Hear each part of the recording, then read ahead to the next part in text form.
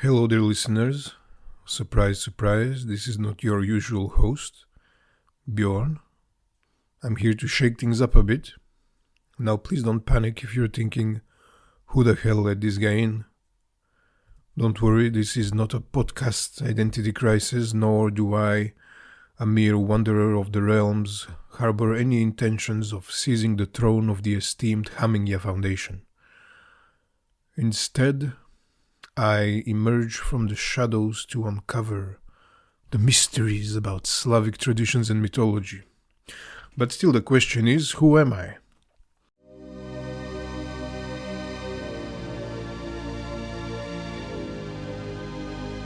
You're listening to the Hamingya podcast, the renaissance of Indo-European pagan spirituality. Us at Hamingya make people find their true nature in spirituality, and we shape future Indo-European spiritual leaders for a world of order and beauty. Plus ultra.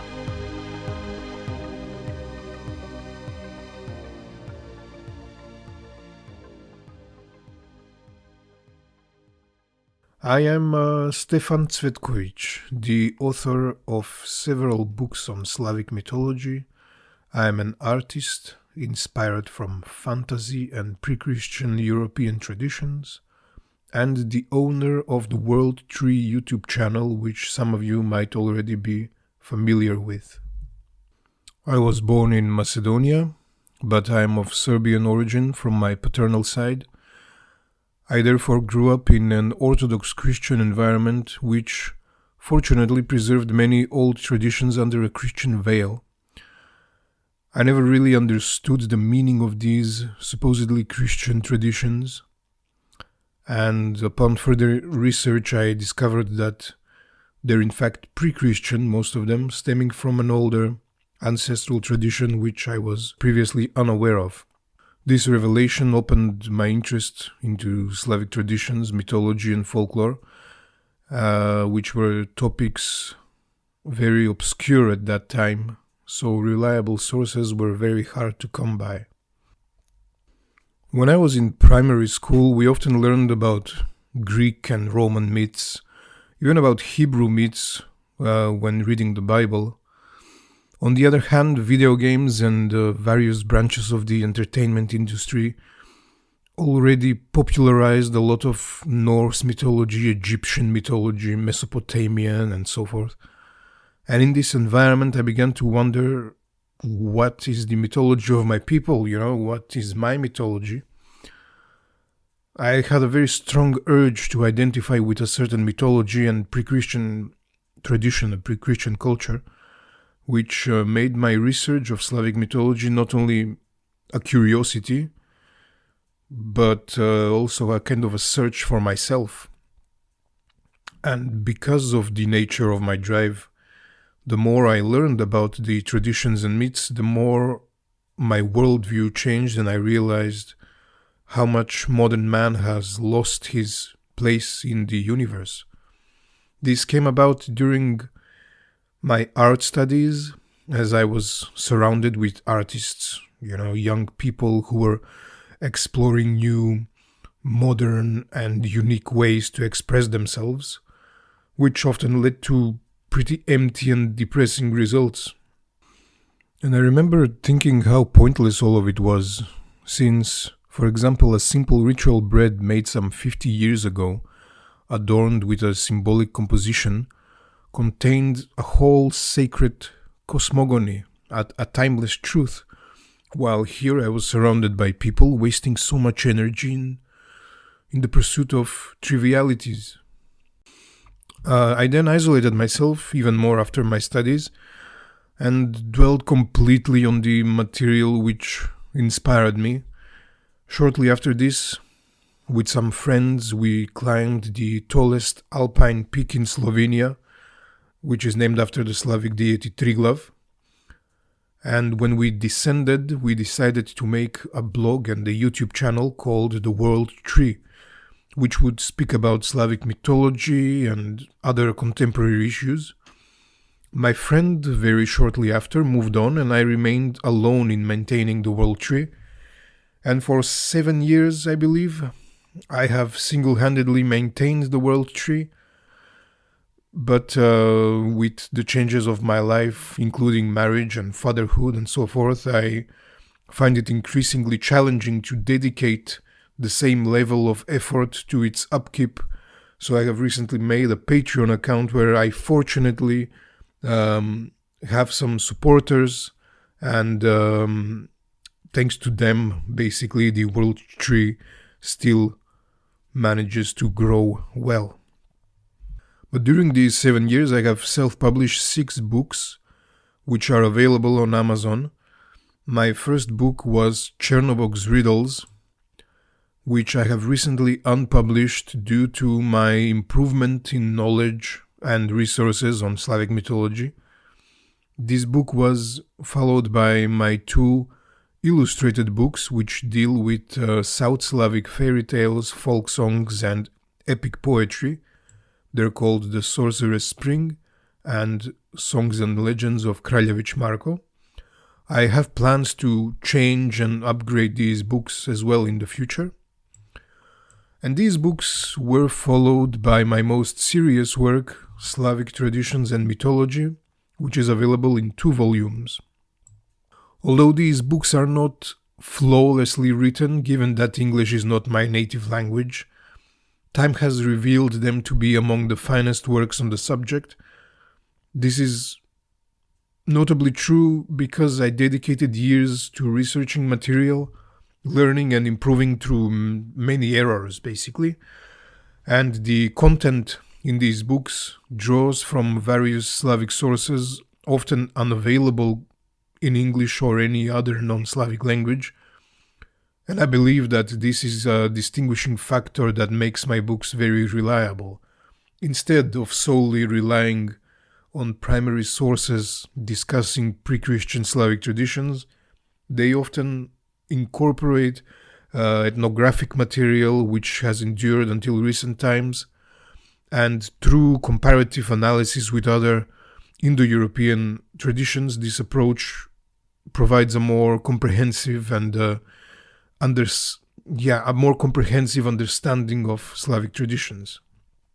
The first volume of Slavic Traditions and Mythology is 550 pages long and delves into the pre-Christian Slavic customs, symbols and myths, spanning from prehistoric times to contemporary folklore. It holds value not only for those of Slavic descent seeking to explore their roots, but also all Europeans, revealing a shared symbolism and mythical motifs originating from a common prehistoric root.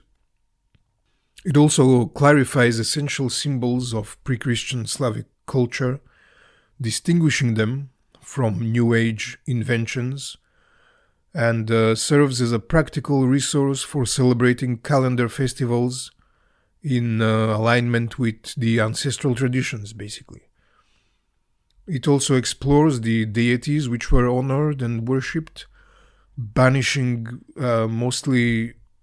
almost all, I would say, historical misinterpretations, and thoroughly explains myths from a macrocosmic and a microcosmic perspective, emphasizing the inseparability of the Slavic ancestral cult. It is also very richly illustrated with chronological variations of symbols, archaeological finds, embroidery motifs, representations of deities, and much more.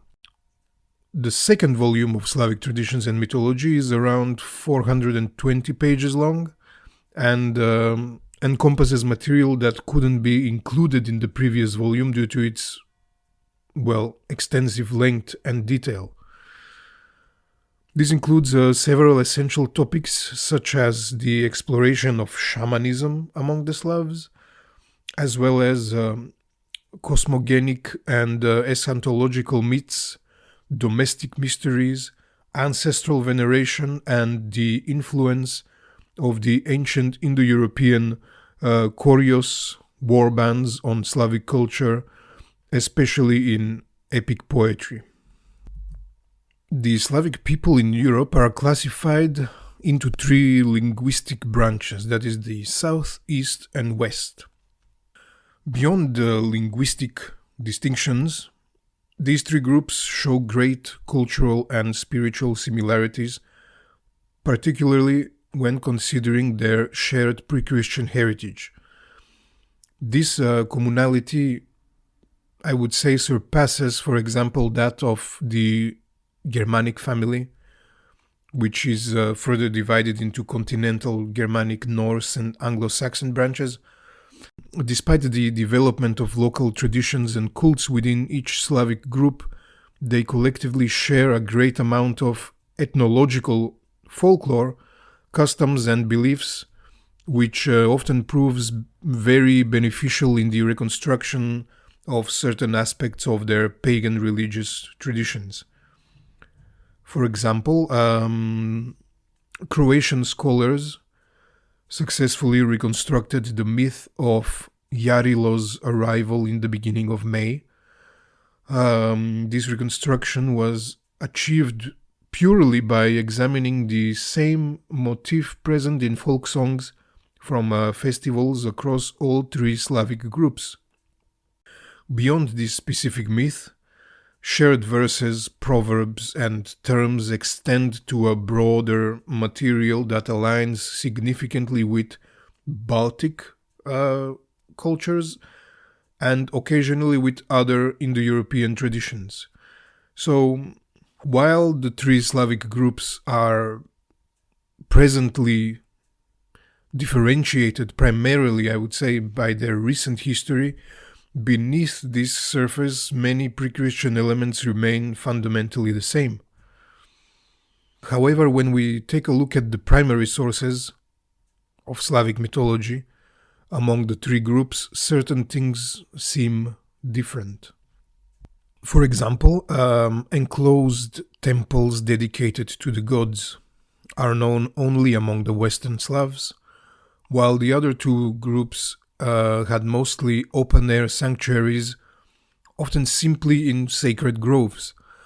Certain deities sometimes appear only in one group, although we cannot assume that they didn't exist among the others simply due to lack of sources. We simply do not know. What we do know for certain is that although some deities were undoubtedly the same, they did not have a single name or a semantic root common to all Slavic regions, but rather had local names often derived from their epithets, functions, or attributes. They were depicted through various mythical images and had various symbols and attributes, characteristics of them, as well as different domains and spheres of influence in different eras, regions, and social environments.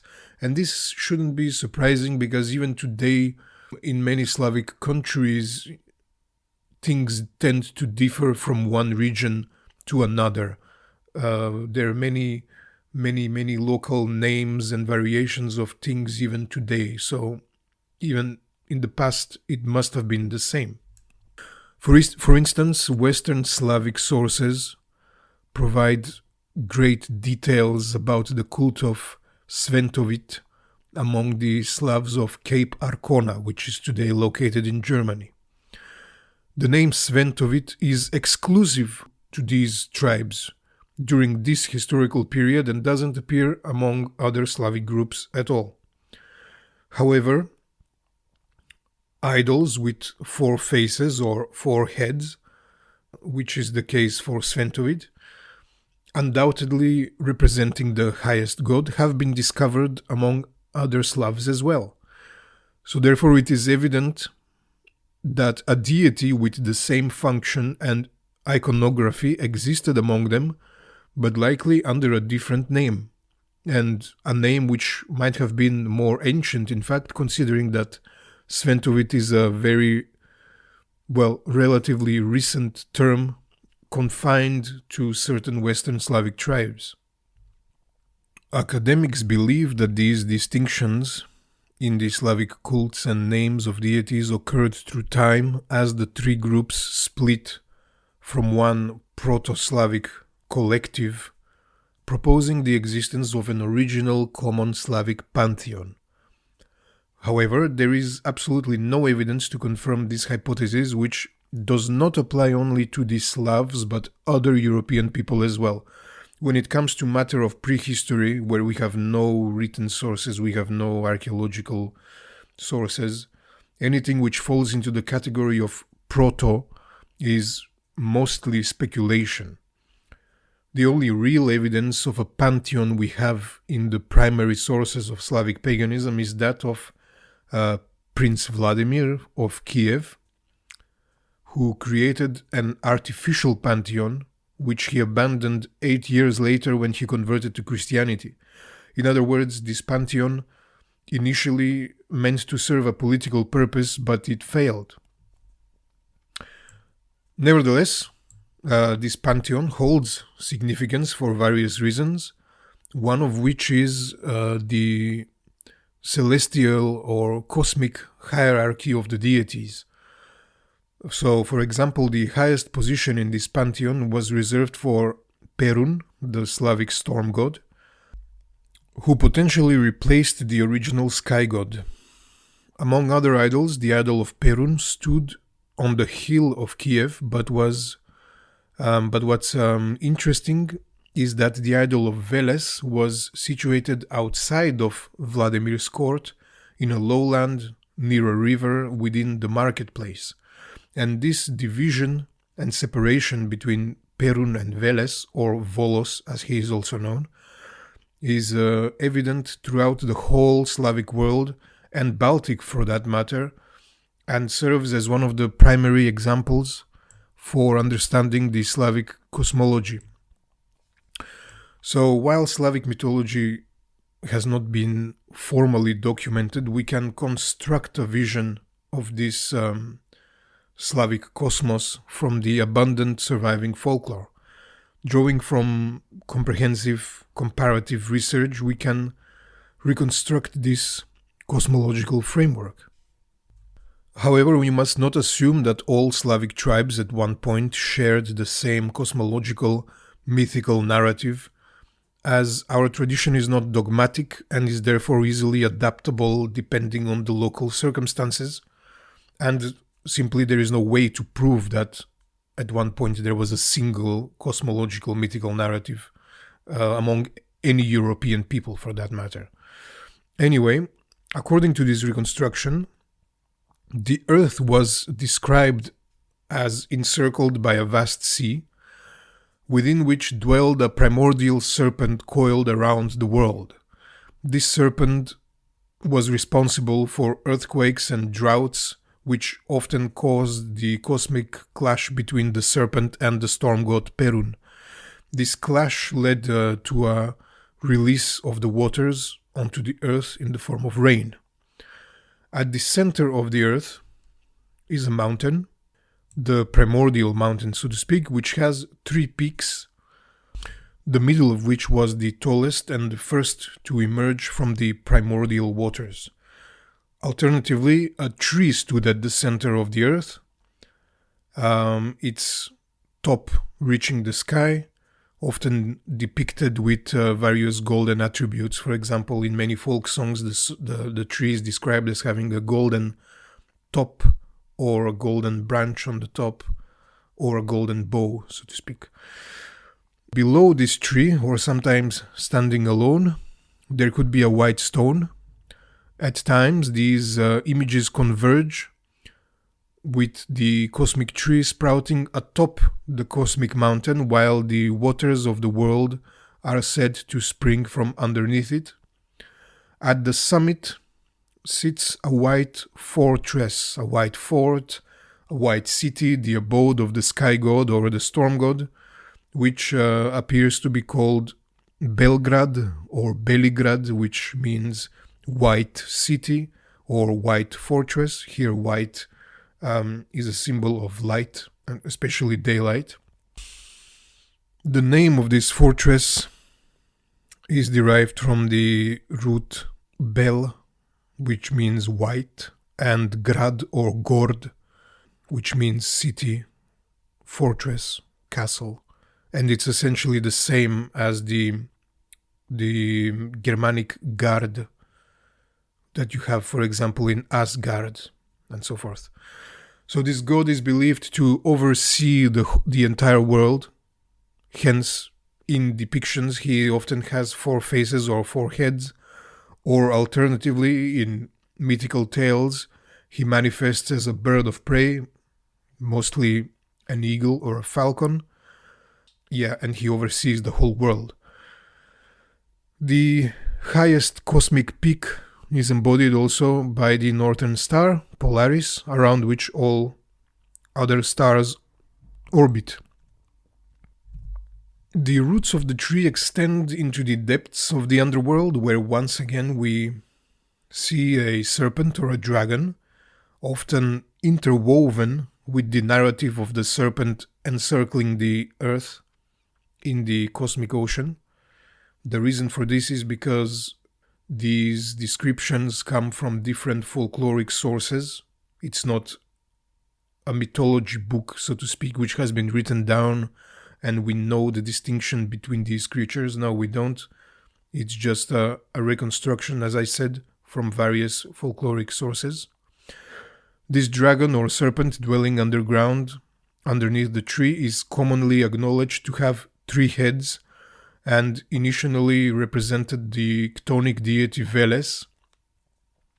In the cosmological iconography of Slavic fibulae, as well as other later medieval examples that endured the conversion to Christianity, the tree is represented as sprouting from the body or the mouth of the chthonic deity, represented as a dragon, sometimes also as an anthropomorphic bear or any other beast. This aligns with the cultic object known as the beard of Veles, crafted from the last stalk of wheat, clearly indicating that vegetation grows from the chthonic deity.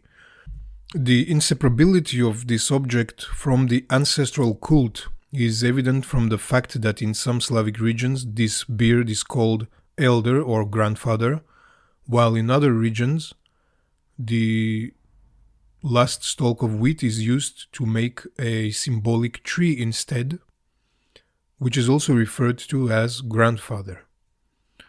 So these 2 symbols unite basically in the South Slavic badniak tree or log, which is the Slavic cognate of the Germanic Yule log, essentially a symbol of the cosmic tree.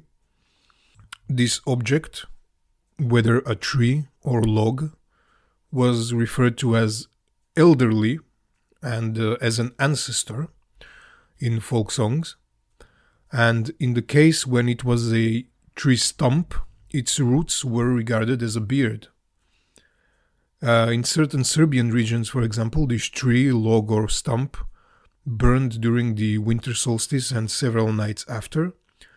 But the part where the roots were, or where the tree was cut, which symbolically represented a beard when you cut it with an axe, this part was kept in the house as an idol until the following year.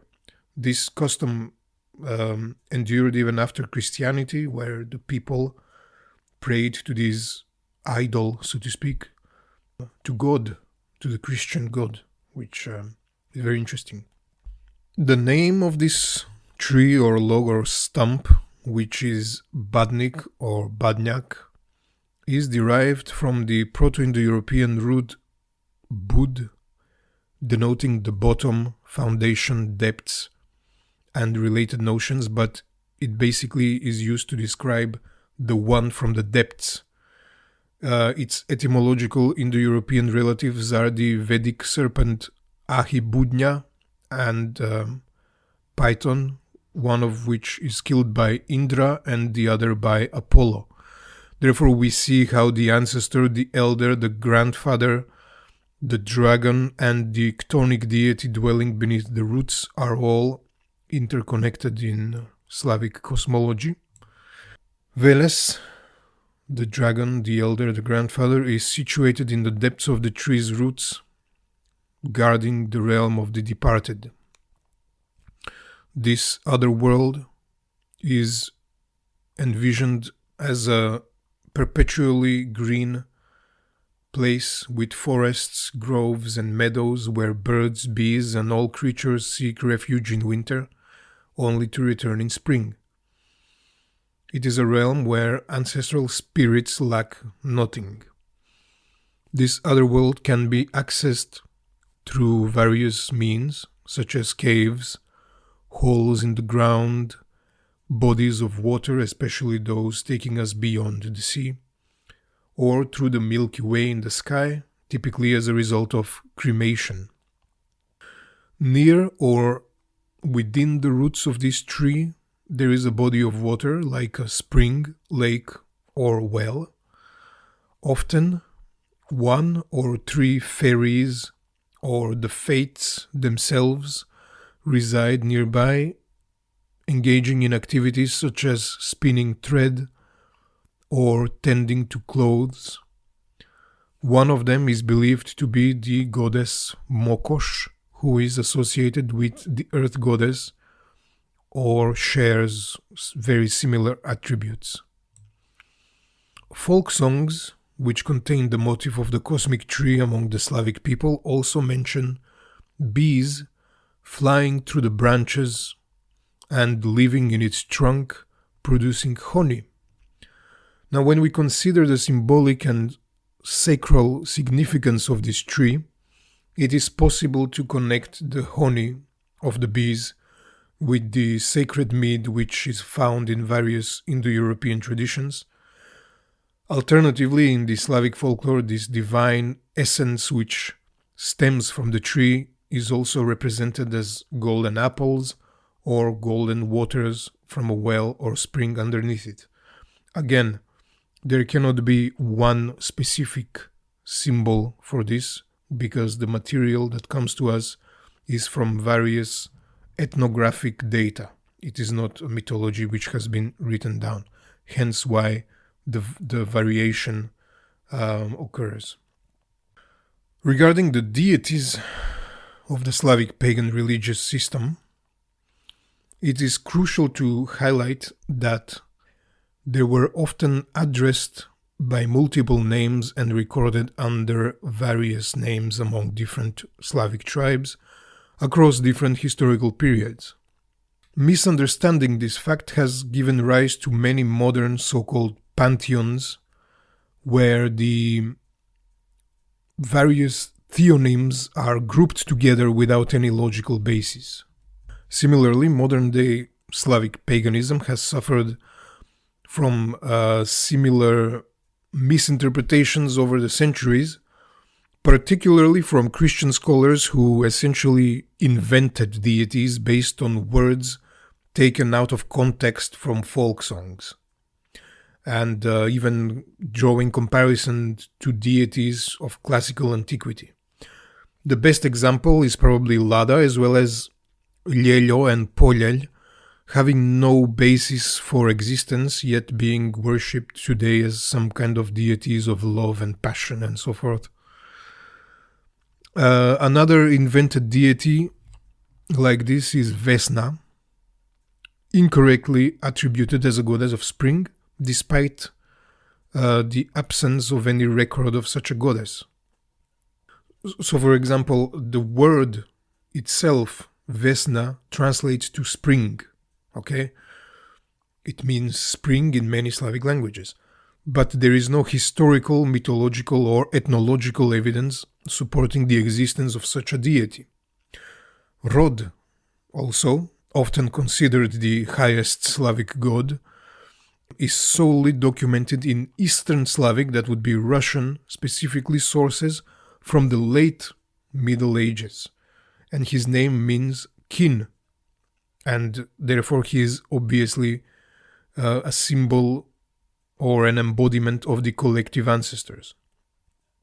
But Rod does not appear among other Slavic sources, and we have no records of his cult, but that does not mean that the other Slavs did not have a similar figure or that they did not have an ancestral cult.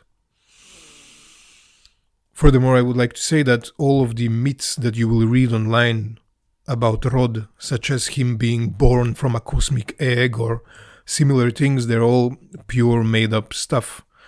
Chernobog and Belobog are also frequently mislabeled as fake deities.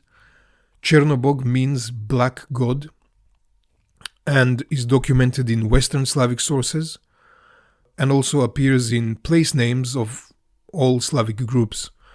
On the other hand, Belobog, which means white god, lacks historical attestation but exists in toponyms, that is to say place names, and folk proverbs that identify the sky as the white god, which basically corresponds to the earlier mentioned concept of the white city located in the sky, if you remember, atop the cosmic mountain. And this suggests that Chernobog, or the black god, is one of the names for the chthonic deity, while the elusive sky god, which often is challenging to find in Slavic sources, was referred to as a white god, symbolizing, of course, daylight. The number of fake deities within the growing native faith groups known as Rodnoveri is very concerning, and it is impossible to list all of them here. I would like to point out that Rodnoveri means native faith and is basically a contemporary term coined for Slavic native beliefs. It has no historical basis.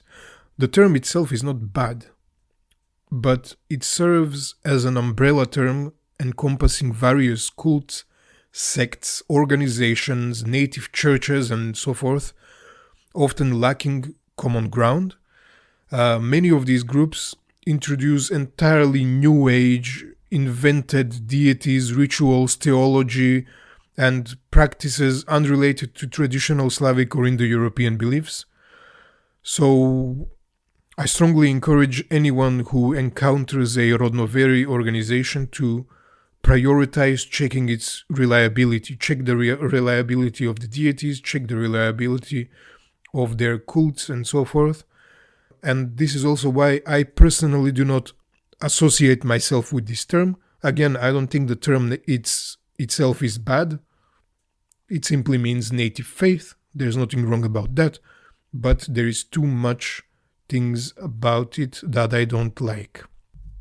In the midst of this chaotic environment filled with fake gods and distorted theology, one of the most crucial aspects of the pre-Christian Slavic traditions often gets overlooked, and that is the ancestral cult. This particular aspect holds a special place in my heart, so to speak, and I've delved into it extensively in the 2 volumes of Slavic Traditions and Mythology, as well as my YouTube videos. Covering all of its aspects is impossible in this podcast, but I've touched upon some elements related to the chthonic deity Veles, the roots of the cosmic tree, and other ritual objects, and how they are related, of course, to the ancestral cult. So here I will try to present you an essential understanding without too many details. In essence, the Slavic ancestral cult was inseparable from the hearth of the household. In certain Slavic lands, until recently, objects symbolically representing an ancestor were buried underneath the hearth or the floor of the house. For example, when an important person died of the household, a red string, the length of his body, would be buried under the floor or under the hearth, or alternatively, some of his nails would be buried. And this obviously shows that it is a substitute for the person who is being buried underneath the house. And this is an extremely old, even pre-Indo-European practice, by the way. So the household ancestral spirit, often referred to as an elder or grandfather, could manifest as a grass snake, which was kept within the household.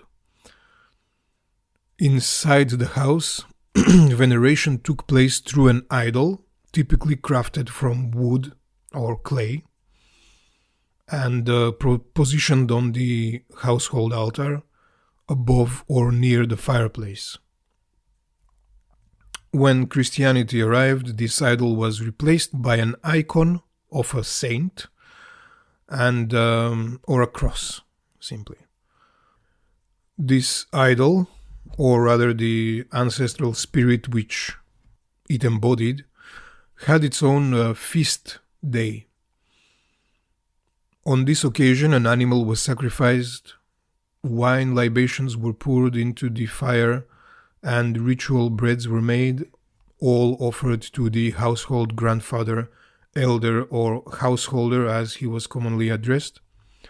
In return, blessings of health, well-being, and abundance were expected, and in earlier times even possibly assistance in battle. I explored this especially in the second volume of my book, Slavic Traditions and Mythology.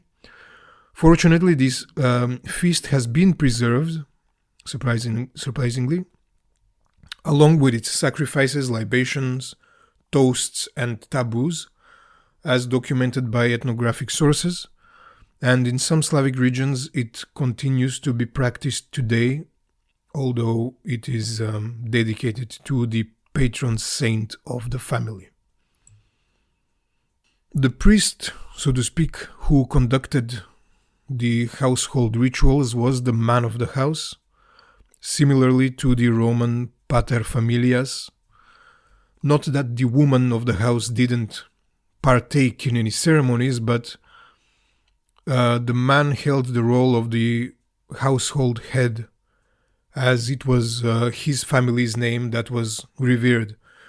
Women were formally initiated into the ancestral cult of their husbands through various rituals, including those where offerings were left at the hearth and the threshold, which are the dwelling places of ancestral spirits. This is why in some Slavic regions, women did not inherit anything from the family from which they came, because they were initiated into the ancestral cults, into the family cults of their husbands, and it was the males only who inherited. On a public level, we don't have a lot of information who performed the rituals and ceremonies in the ancient pagan societies. From the South Slavic sources, we know that when the chieftain, for example, Hatson, as he is recorded by the Greeks, maybe his name was not even that, but because the Greek sources tend to butcher Slavic names, so Hatzon doesn't really mean anything, but anyway, Hatson, whatever. When he was invading Thessaloniki, in accordance with his custom, he asked an oracle whether he would enter the city. The oracle which is mentioned could be the same type of oracle or sorcerer known as Volkh in medieval Russian literature. These people were oracles, healers, fortune tellers, and they could read the signs from nature, from birds and animals, plants, weather phenomena, and so forth. Their name is derived basically from the same root which means sorcery in many Slavic languages, hence why I call them sorcerers in my book very often. According to some scholars, the function of these sorcerers, or the function of the Volkh, was different from that of the Jrec, which is supposed to be the priest that would know the prayers and hymns and how to perform them. Jrec literally is derived from the word žrti or žrtvovati, which means to sacrifice, as well as žrtva, which means sacrifice, thus making him basically the one who performs the sacrifices. I am of the opinion that these two terms were used essentially for the same person, which is evident from some Russian sources where the Volkh, the sorcerer, has a role of a priest who performs sacrifices. For example, the city of Yaroslavl in Russia, according to one legend, was founded on the site where there was a temple of Veles, that is to say Volos, in which the Volhv, that is the sorcerers, kept a sacred bear. This animal is associated with Veles in many sources. A sanctuary was built to this deity where his idol stood, and a priest was assigned to him. In the original text, Volhv, that is to say sorcerer, is the term used to describe this priest. So this priest maintained the fire of Volos, which was not to be extinguished, and offered sacrificial offerings in it. So when the first cattle were sent out into the pastures, the priest would slaughter a ram and a calf, and at ordinary times he would burn sacrificial offerings from wild animals. So just to be clear, the sacrificial offerings were burned into the sacred fire. This priest was then telling the secrets to the people that were there after burning the sacrificial offering, and spoke words to the people basically who, as if they were the words of the deity Volos itself. At least that's what the Christian sources tell us, that he was behaving devilishly, as if his words were the words of the deity. This priest was highly respected among the people, but he would undergo severe torments when the fire of Volos ceased to burn. Basically, if he made this grave mistake to somehow let the fire extinguish, on the same day they would release him from his function as a priest, choose another one by lot, and the new one would have to kill basically the former priest, ignite the new fire and burn him in the fire as a sacrifice to the deity. But also, obviously, a cremation ritual. There are also indications in folklore which point towards the ancient concept of the sorcerer king, that is to say that the Slavic nobility was associated with possessing supernatural abilities and were the main leaders of religious ceremonies, but historical sources on these topics are obscure. Undoubtedly, I would say the most information on Slavic priesthood comes to us from the area of the Western Slavic tribes, primarily those who honored Sventovit on Cape Arcona. The sources which describe this cult mention that Sventovit had a priest in the temple who had long hair and beard, unlike the fashion of the ordinary people, and wore a long tunic or a robe. He was the only one who could enter the temple of Sventovit, where he wouldn't even breathe in order not to contaminate the air with his mortal breath. In this temple, a sacred white horse was kept, which was used for divination rituals performed by the priest, who was the only one who could touch the horse. These divination rituals usually were performed before war, to put it simply, before conflicts, before taking off to raid and so forth. Basically, the horse would be taken out and he would be walked through several spears, which would be either placed on the ground or they would be stabbed in the ground, forming an X, so to speak. And the horse would have to go above them. He would have to go with his right foot forward, first and foremost, and he wouldn't have to step on the spears while making several turns. But if he made any of these things, it would be considered as an unfavorable sign. And what's interesting also is that although this type of horse divination is only found in Western Slavic sources,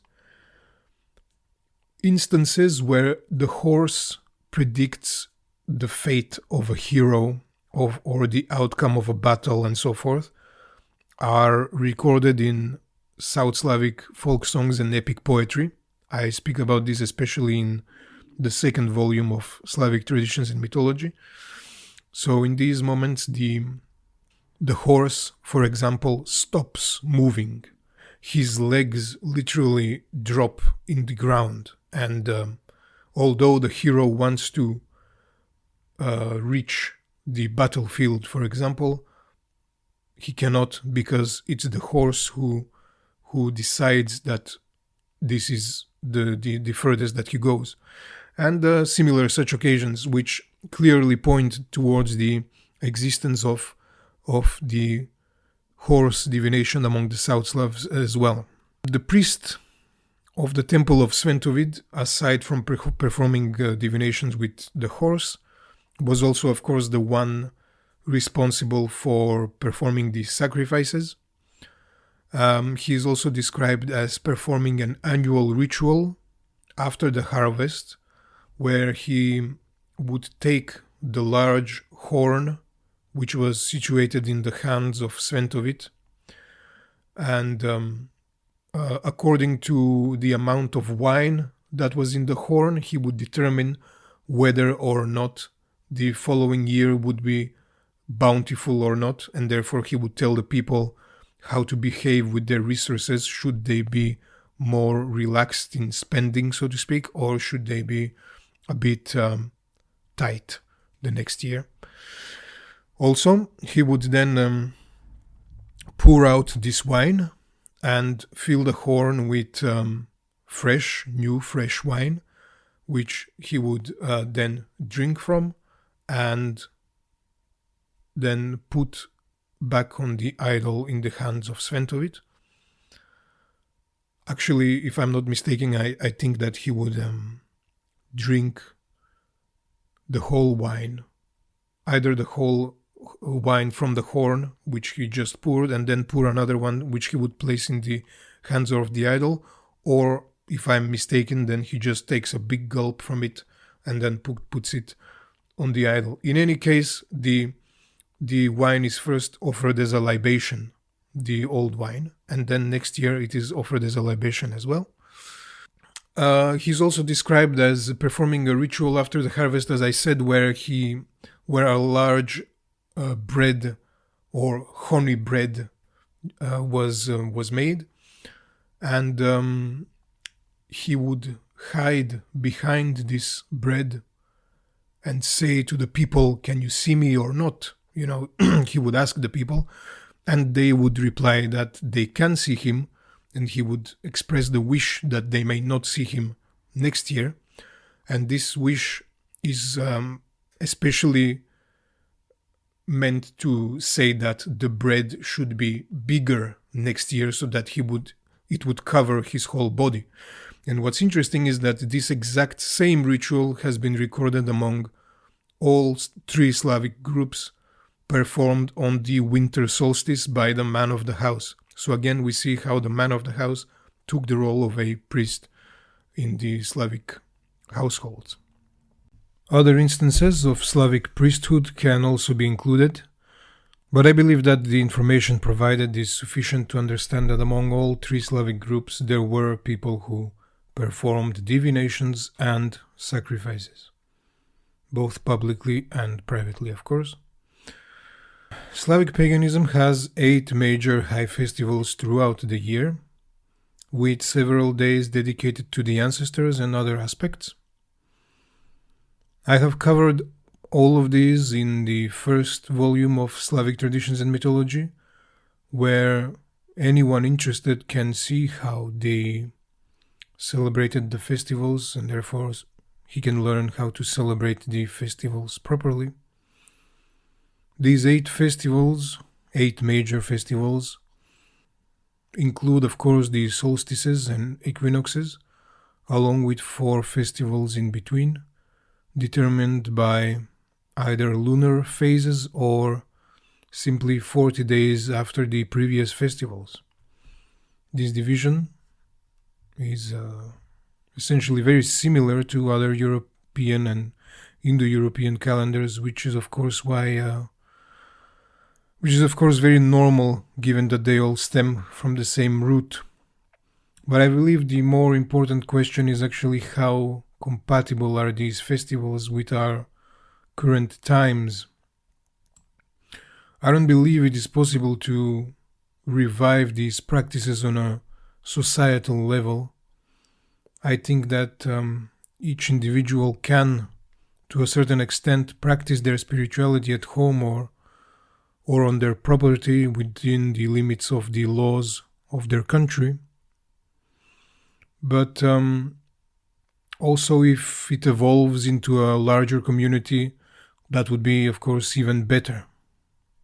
However, I believe that Slavic paganism and Indo-European spirituality are largely incompatible with our current lifestyle, partially because there are many, actions which by modern standard would be considered immoral and offensive, for example, or which are interpreted by various groups in various ways.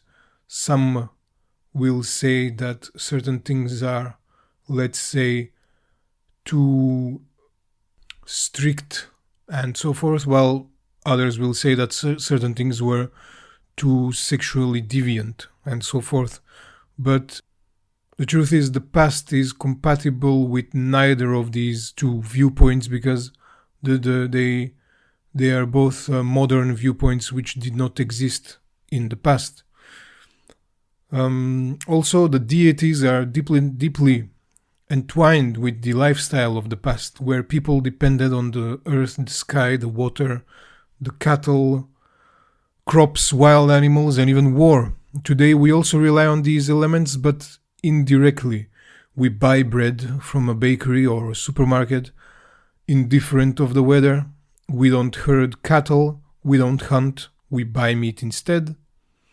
We live in a completely different world where the roles of most deities are irrelevant. And many pre-Christian customs, beliefs, and traditions survived for centuries, even after the Christianization, but disappeared within decades of our modern industrial society because the lifestyle simply changed too dramatically. And while I'm not advocating for abandoning everything modern and returning to a more primitive technology level, I do believe that the people interested in practicing paganism need to simplify their lives to some degree, becoming more rustic and more self-reliant. From my perspective, most people interested in European pre-Christian spirituality are also inclined towards various forms of self-sustainability. I find these worldviews compatible and in stark contrast, I would say, to our current globalistic and consumeristic society. That, of course, does not mean that anybody who has a farmstead, let's say, or a permaculture garden or whatever, is practicing European or Indo-European spirituality simply because they are living this certain lifestyle. That is not exactly what I'm trying to say. That is not my point at all. My point is simply that the spirituality of our ancestors stems from a time, from a society, from a surroundings, which is completely different than ours, and it's a very delicate task to harmonize them. On the other hand, I also think that we should not shy away at all from using modern technologies to to convey specific spiritual concepts. For example, while our ancestors crafted simple idols from tools which were pretty simple as well, and from materials like wood, stone, or clay, or created art and music using basic tools and instruments, there is no need for us to regress to those levels in order to practice some form of authentic spirituality. Particularly in the realm of artistic expression, I would say, and entertainment, we should use modern tools to the fullest extent possible in order to showcase and promote various spiritual concepts and ideas. But again, this is also very subjective, as some people would prefer to use idols which are more rustic, more primitive, or simply more traditional in the sense that they belong to a current time period of the past. Nevertheless, in the society that we live in, many people yearn for their roots as a result of the society that we live in. They yearn for their roots, they yearn for a grounding, for a stability, for something that will provide the basis for their existence. And I think this is especially true in areas outside of Europe, where many of these traditions have been lost, and where many people stem from various different European backgrounds. I've had contact with several people from the US who are not necessarily Slavic, but are, let's say, partially Slavic, partially Germanic, partially Italian, Celtic, whatever, and the way they approach European paganism or Indo-European spirituality is very different from people in Europe who have a much more localized approach due to them being either mostly belonging to one group, of course. So, as I said, some people have contacted me and they have expressed their gratitude for my work, as it has helped them to find their way back to their roots. And I think that this is very important, and it's always a pleasure to hear such stories because they inspire me to continue doing what I do. But from that perspective, I would say, although quite incompatible with our modern lifestyle, the knowledge of the old traditions proves to be essential for many people, as it inspires them and gives them spiritual strength to face the challenges of our world.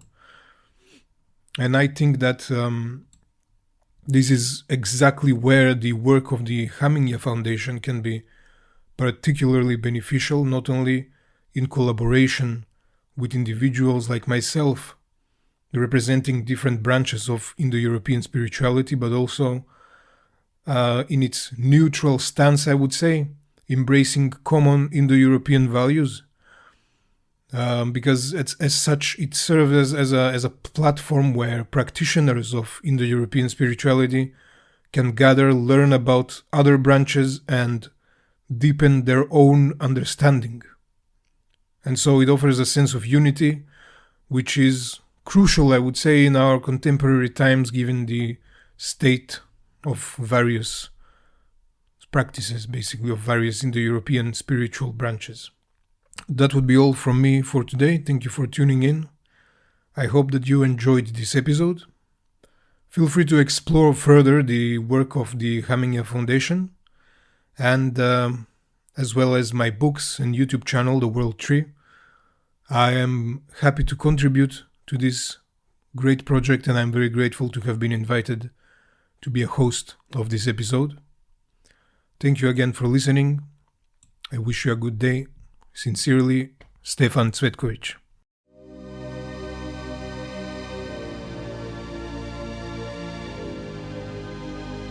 I want to thank you for listening. Make sure to subscribe so you increase your Hamingia straight away. You will find more information about the podcast and the foundation on hamingia.foundation. You will also find us on Instagram, Discord and YouTube. Feel free to contact us if you have questions, requests or need guidance. I hope to hear from you soon and that you'll tune in next time. And until then, seek not the religion of your ancestors. Seek what your ancestors sought.